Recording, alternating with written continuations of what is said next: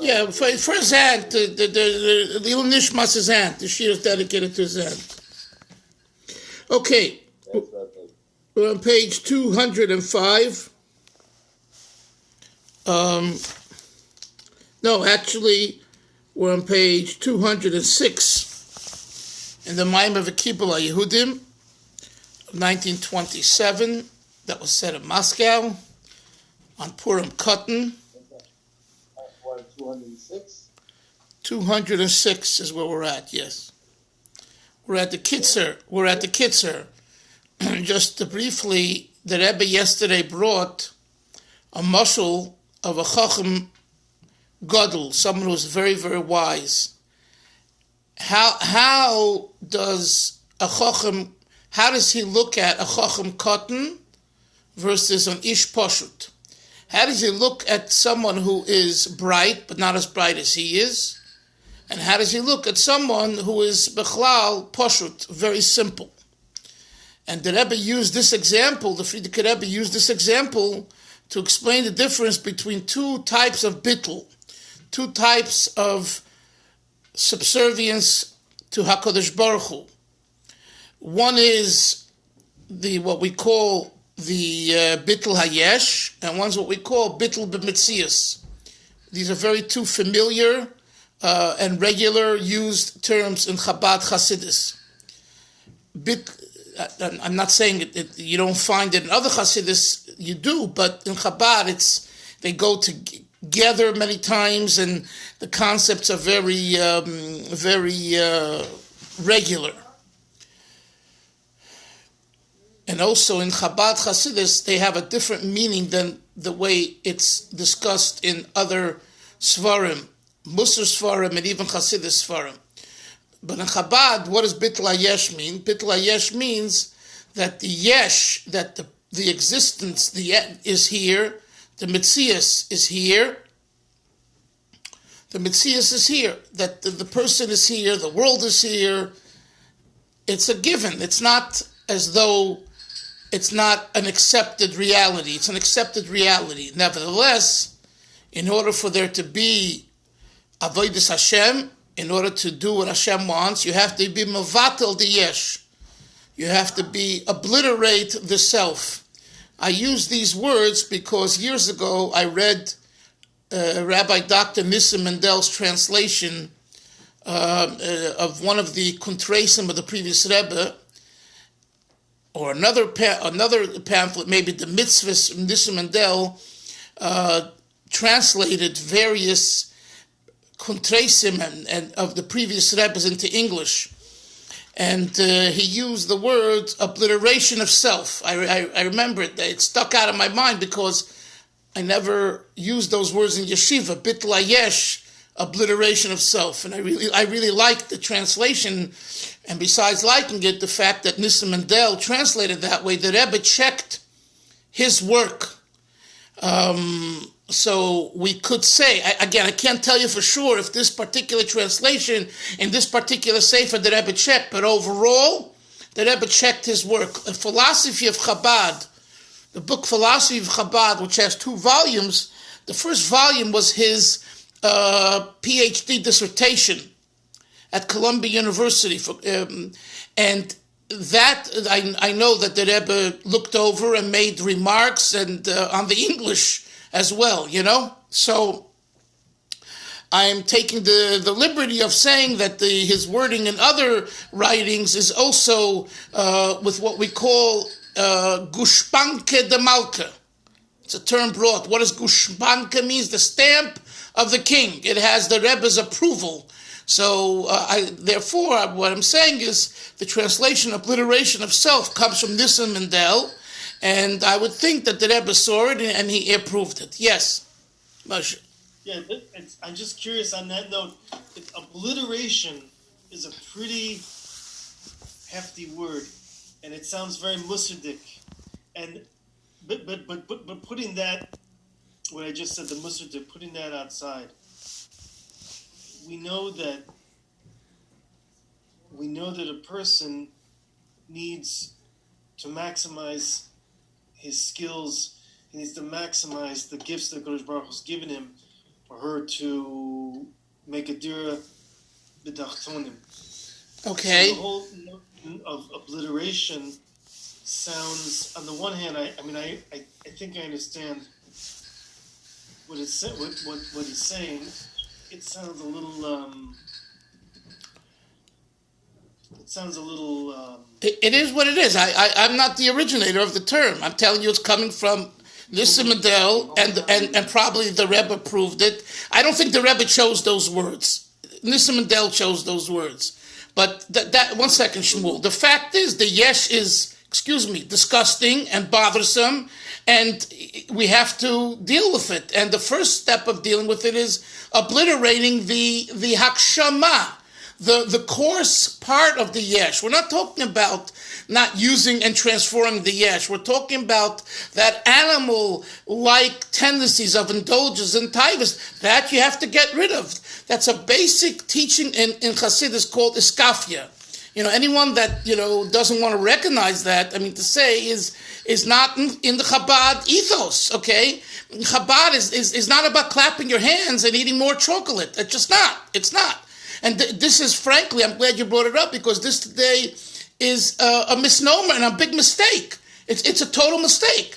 Chabad Oivdim and Chabad is working on yourself and dealing with the hardcore issues, and including getting rid of it. The Sur Meirav Asei Toiv, which David HaMelech said, is in the Chabad lexicon, and it begins with Sur Meirav. Now, what the Rebbe taught us is that when there's a person who doesn't know an aleph and a beis and doesn't know what's going on, you're going to go tell him you're going to burn for your averas. The person won't want to look at you, and you won't even get to be able to put on tefillin with him and teach him.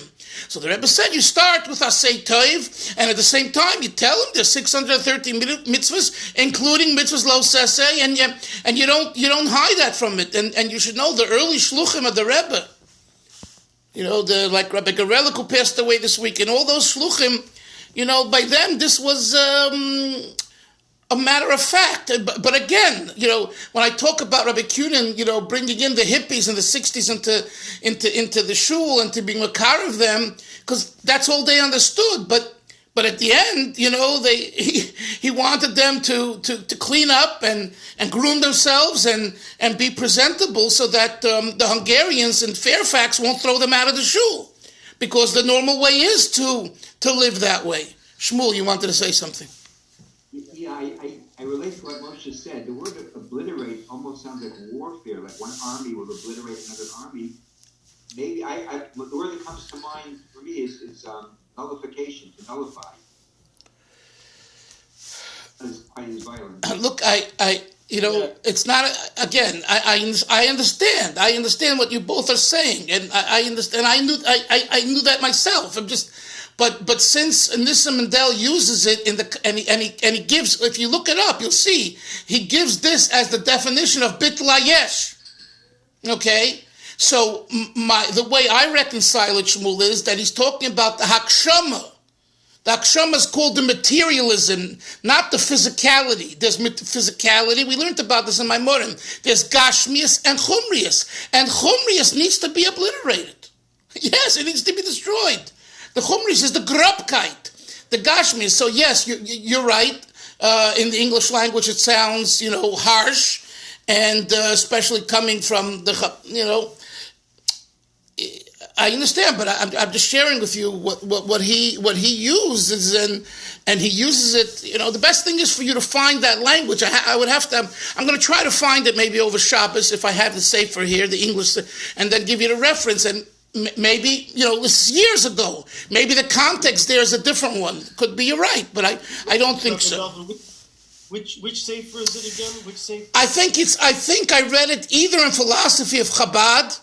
I think it might be in Philosophy of Chabad or the Commandments. He translated another book, a little booklet called The Commandments.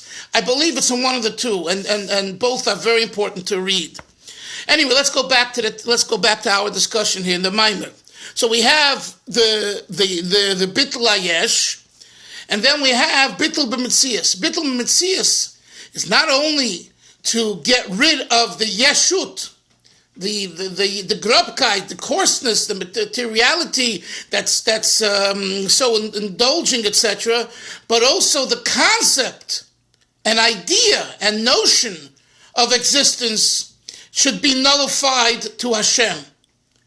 And that's a much harder avodah. I gave you the mashal of the king, of the minister standing before the king, versus the ministers as they are go outside of the king's room after abiding to what the king wants, and then they start fighting outside the room. Why? Because they didn't, the bittul of their nullification when they were standing before the king was only chitzonius. It only touched their outer core. It didn't touch their inner core. So as soon as they're not in front of the great king, they're back to themselves. So I use that as an emotion because it's used at times in Chassidus from the Mashpiyim. I've heard that mashal that this is the difference between bittul b'mitzias and bittul ayesh. Bittul b'mitzias means your entire core, your essence, is nullified to God. So the concept, the idea doesn't even exist as an independent entity. Whereas bittul ayesh, the idea exists as an independent entity. It's just that the grubkeit, the coarseness and materiality is nullified. So the Rebbe says that the difference between the bittul of a chacham cotton to a chacham gadol is, the way the chacham gadol looks at the chacham cotton, he says that he has some chachma, he has some wisdom, but it's small change. Then he says, what about an ish poshet? What about a simple person who doesn't have any chachma at all? So over here he says, not on one hand, he's not even in the category of chachma, right? We have three things. We have chacham gadol, very wise. Chacham katan, a little wisdom. Ish pashut, no wisdom at all. Just pashut. So on one hand, the chacham katan still makes it to the category of chacham, of wisdom. Not as much as the chacham gadol, but he has wisdom. So he's in the ballpark, he's in the realm. There's a comparison that could be made on some level. But the ish pashut's not even in that category. Says the Rebbe, but conversely, there's a virtue of the chacham, of the ish pashut, that the ish pashut knows that he is insignificant in the area of chacham, of wisdom. So, but he realizes that the king, the chacham gadol, is so awesome. He just knows he's awesome. He doesn't know how he's awesome, when he's awesome, what makes him awesome, but he knows that he's very special. So he says, I want to follow this king. I want to be an aid to this king. I want to be a masharis to this king. So the Rebbe points out that from the perspective of the ish pashut, there is a yearning to the chacham gadol more so than the chacham katan has to the chacham gadol, because the chacham katan, the minor chacham, he says to himself, "Listen, I have a little chachma. The chacham gadol has much more chachma, but I'm something." So the bittul of the chacham katan to the chacham gadol is not complete, whereas the bittul of the ish pashut to the chacham gadol is complete. That was one point the Rebbe said. And the Rebbe said, with this we can explain the difference in the bittul between the Olam Elyonim and the Olam Tachtonim. And he said that look, this is on page 206, the second line. Asher adugma mizeh yuvim behefresh habittul she'olam Elyonim shehu kedugmas bittul hachochem kotten. The Olam Elyonim is like the bittul of the chacham katan to the chacham gadol, Shmuel. Why? Because he has some understanding. It's Olam Elyonim. So they look at Ein Sof and they say that Ein Sof is infinite and we're not infinite. True, but nevertheless we're still Olam Elyonim. So that's compared to the bittul of the chacham katan to the chacham gadol. Whereas bittul Olam Tachtonim shukadukmas bittul isha poshut, the level of bittul of the Olam Tachtonim is similar to the bittul of a simple person. Shu mitzias b'nei yatzmai, avol be'emes hu behedra mitzias. These are very special words at the end. On one hand, he is totally. What is his mitzias? He's a ish poshut, Shmuel. So he's like on his own, right? He doesn't know, understand. But at the same time, what's the content? He nothing. I'm a nothing. But I'm a Metzius of a nothing. Because I compare myself to the Chacham Gadol, I'm a nothing. But that itself is who I am. And that's why I want to be close to him. Kitzer. Yevayer, we explained the L'gabe Ha'or Sein Sof. When the infinite light of Hashem shines, Nechshev Metzias Ha'olam, the world is considered at that time Leheder HaMetzias. Leheder HaMetzias. In other words, it has no Metzias, it has no existence, it's naught. The bittul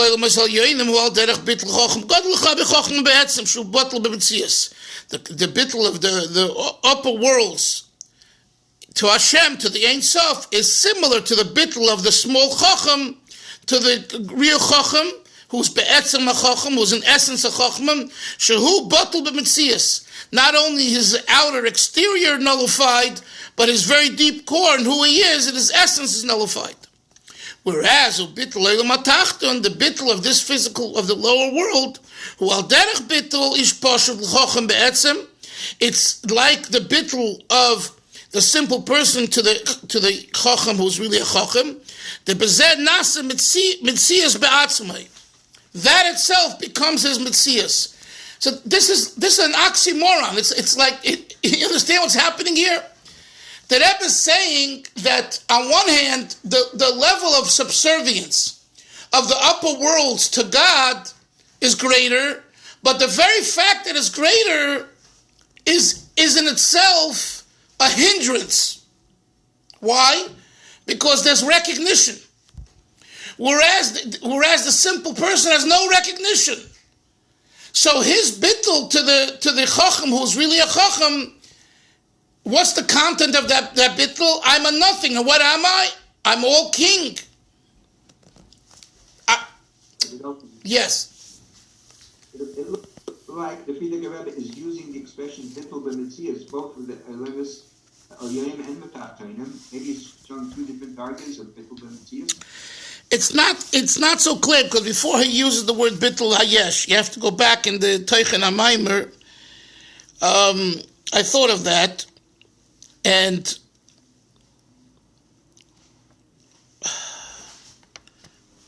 I have to find it earlier.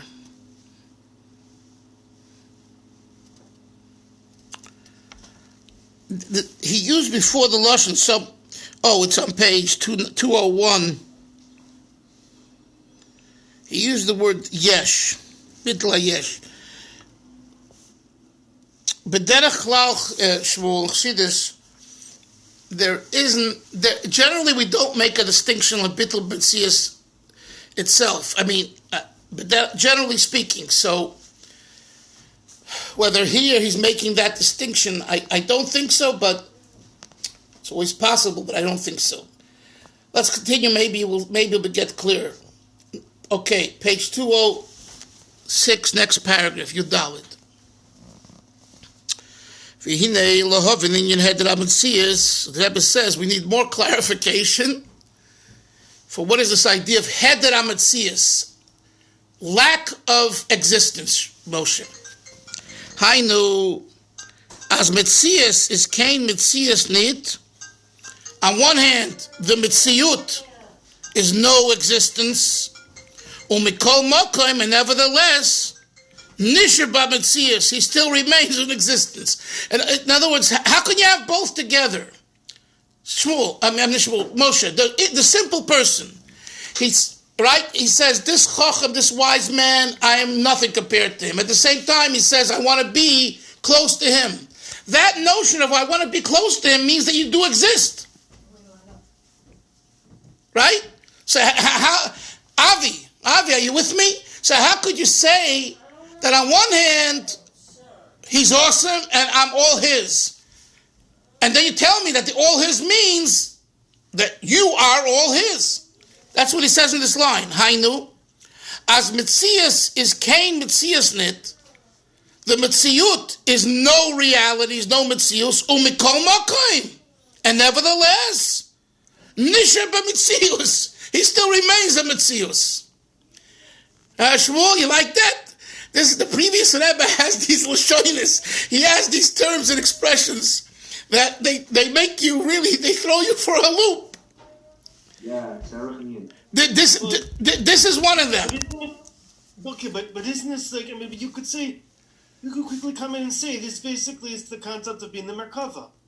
In other words, that the person basically doesn't have any ruts, so to speak, rutzon, will of his own, and he uses all of his faculties, physical, mental, emotional, creative, simply to serve a Kodesh Baruch Hu and to do whatever Kodesh Baruch Hu wants him to do. So he is using his mitzias, but he's being completely bittul, mevatel to the will of Ratzon of Kodesh Baruch Hu. Right. Well said. Excellent. Again, generally speaking, in Hasidus Chabad, when we talk about the bittul of Merkava, we're not talking about this. What you described, when we talk about bittul and Merkava, means that I'm totally bittul b'metzius. The bittul of the Merkava, by the way, is an example in most Maamarim of bittul b'metzius. Now, bittul b'metzius doesn't mean you stand and so therefore sit on your couch and do nothing. It means that God goes through you, like you just said, the Merkava, right? But here it seems like he's saying something different, Moshe. It doesn't mean he still remains a Metzius in the way of a Merkava. In the way of Merkava, he doesn't remain a Metzius. I'm not talking about him being physically alive. We're talking about the content of man. What is the position and the content of man when he's in the mode of Merkava? The answer is non-existent. At all, completely. Mm-hmm. Here, the language at least, and that's why Shmuel's saying it's confusing. He says, on one hand, there's no Metziut, like the Merkava, like you said. Umikol Makam, but right away he bounces back and he says, nevertheless, Nishar b'Metzius Nishar. He remains a Metzius. So I know the way you're thinking, Nishar b'Metzius means, well, he's physically here. That's not what we mean.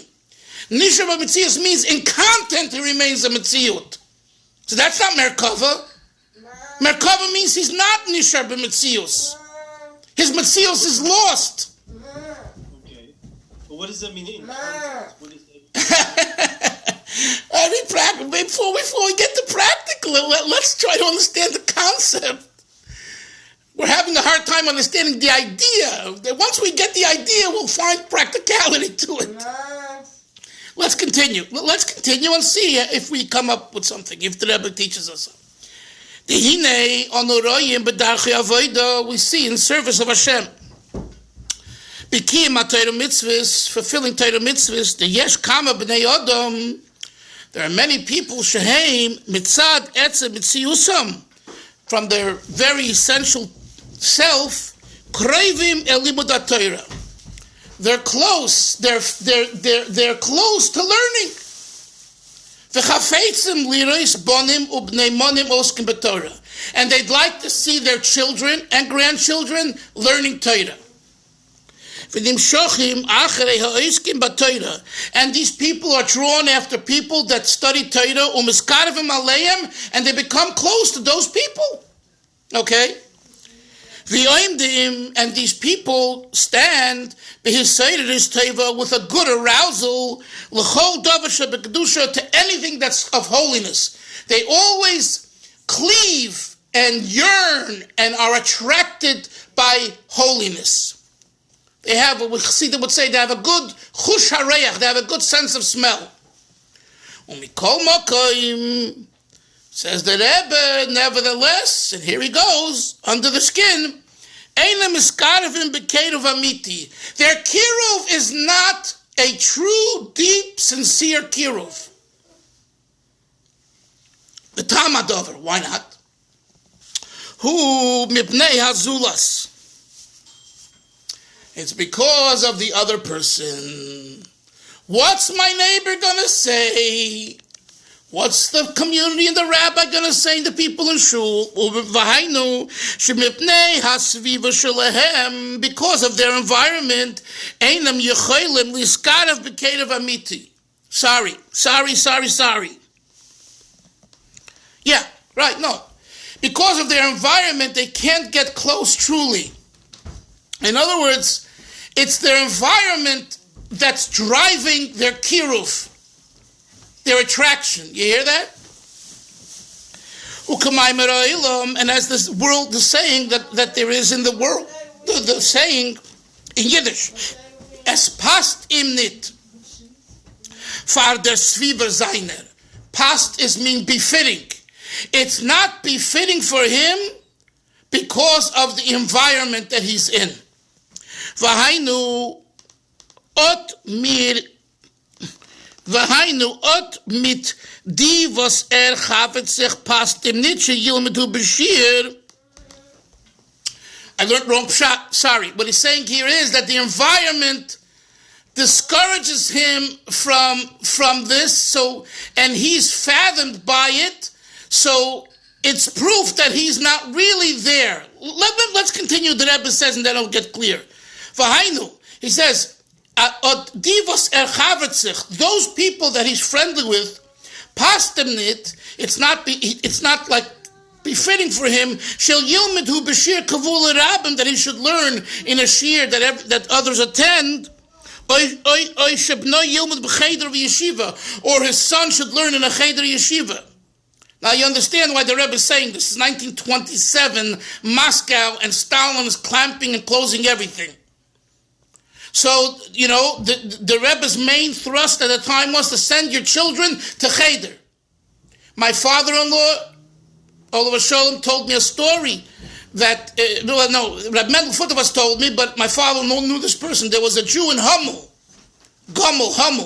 His name was Rabbi Avram. I don't know his last name. And the Frierdiker Rebbe in the 20s, after Stalin came out with his edict, he said he's looking for shamoshim, a shamish. What did the Rebbe mean? Shamoshim mean people who go around telling others about the shul, right? There's shamish in the shul. Come to our shul. You'll have a nice kiddush, you'll have a nice rabbi, you'll have a nice friends.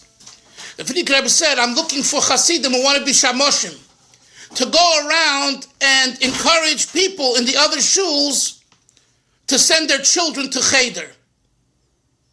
And you have to understand that this was risking your life, death. This wasn't. And Rabbi Avram was such a chassid, and he took upon himself the Frierdiker Rebbe's directive and request, and he went to a shul. And he got up on the bima, and he gave a patch on the bima at the end of Ma'ariv, or between Mincha and Ma'ariv, and he said, Rabbi Sai, in Yiddish he said, please, listen, we have a cheder, and we need you to send your children to cheder, knowing very well that there were probably KGB agents there, etc., etc. And then this Rabbi Avram, years later, he ended up sleeping in a room where Reb Mendel Futterwas slept, and Reb Mendel said he heard him at night making noises. So he realized, he asked him, what are you making noises? And he realized he was saying Krishma Shalamita, and he was crying. So he said, what are you crying about? You risked your life for HaKadosh Baruch Hu. He says, I was crying because I had to get up on the bima and make myself prominent and show off my yesh. Do you understand? That's a Lubavitcher Chassid. You understand? He's about to be shot and sent away to Siberia, risking his life, not for himself, for the Frierdiker Rebbe of HaKadosh Baruch Hu. And what bothers him years later, that he had to get up on the bima like he's this big macher. But anyway, going back here, so when I read this over here, and I remind myself that the Maamar was said in Moscow 27, this is what the Rebbe wanted. And this is what the Rebbe is saying. So, and the Rebbe is saying in the Maamar, your friends aren't sending their kids to cheder, to yeshiva. So you say, me too. Let's continue. V'shizkarev b'kedo gomur, and it doesn't sit right with him that he should really get close, but truly close, liyirei elikim be'emes, to be a true God-fearing person. Uvegolui. I mean, look, Chevra. Look what the Rebbe is writing and saying in 27 openly. I'm demanding of you open Yiddishkeit. It's not enough to do it in your house and to hide. Uvegolui. That's what it says. He says, so too, there are those that serve Hashem through learning Torah. Now he's taking a good zetz, I think, at the B'nai Torah. And here he gives it to those, the Hasidim that are into davening. They don't daven properly and they don't learn properly. Why? Because the Zulas, the friend, the other person, they are impacted by what they will say and what they will think, and therefore they do not engage completely and wholeheartedly.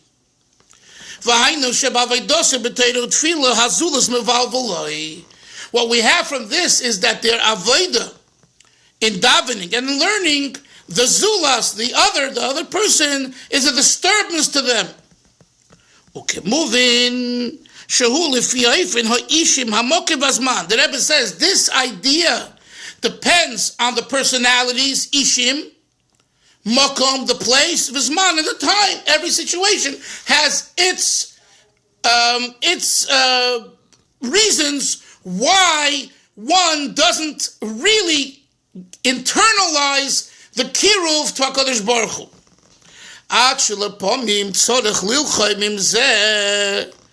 Sometimes the Rebbe says it's necessary to fight.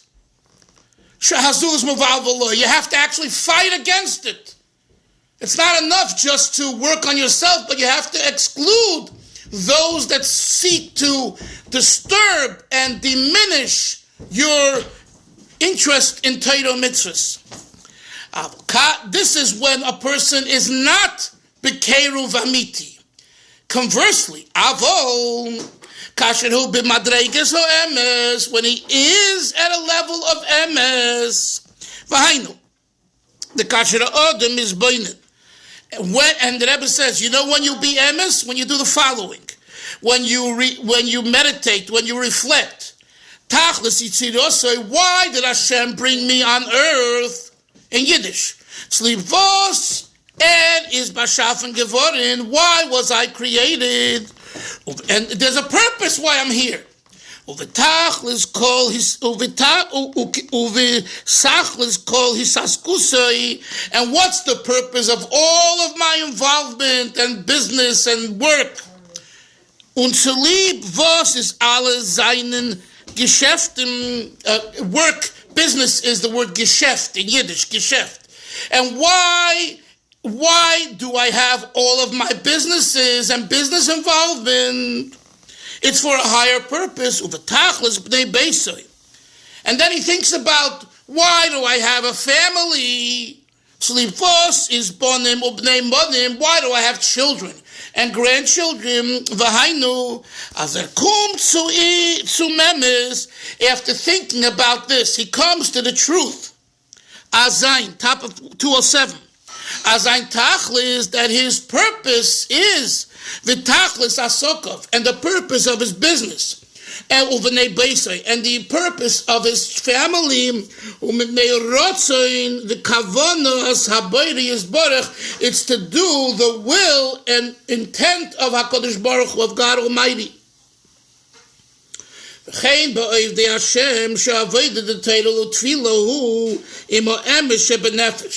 So also, not only, so the first group of people is talking to the business people.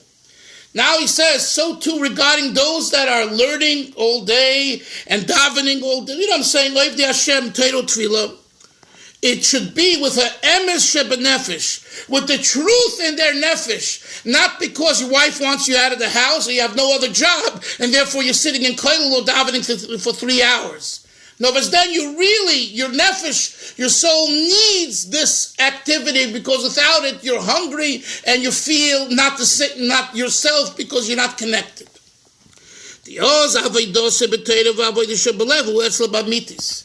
Then when you serve, when you come to the recognition why you're here, you serve Hashem in your study of Torah and in your davening with the heart, with amitis, with truth. In